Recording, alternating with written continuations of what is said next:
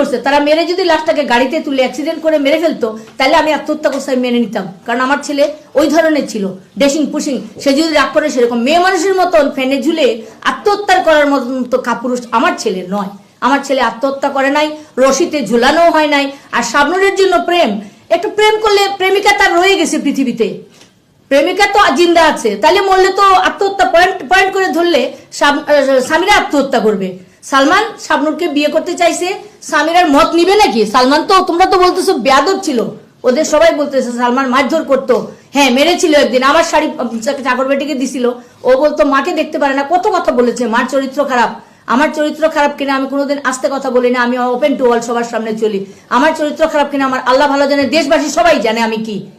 সুতরাং সেইটা বলে অনেকভাবে ধামাচাপা দেওয়ার, অনেকভাবে সামিরার মৃত্যুর পর দিন থেকে সে এইভাবে 9 দিনের দিন তো আমাকে জড়াই দিলে সামিরা কেঁদেছিল, তার মা ভাই বোন সবাই মিলে টেনে ওকে নিয়ে গেছে, যেদিন আমরা দরজা খুলি 3 দিন না 4 দিনের দিন। যাই হোক, সে আত্মহত্যা করেছে শাবনূরের জন্য, এটা আমি কোনোভাবেই মেনে নিলাম না। যদি মরতেই হয় তাহলে সামিরার মরা উচিত ছিল।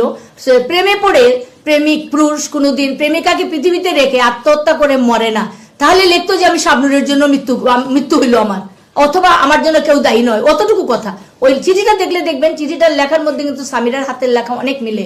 বহু কাগজ আমার কাছে ছিল সামিরার বাংলা হাতের লেখা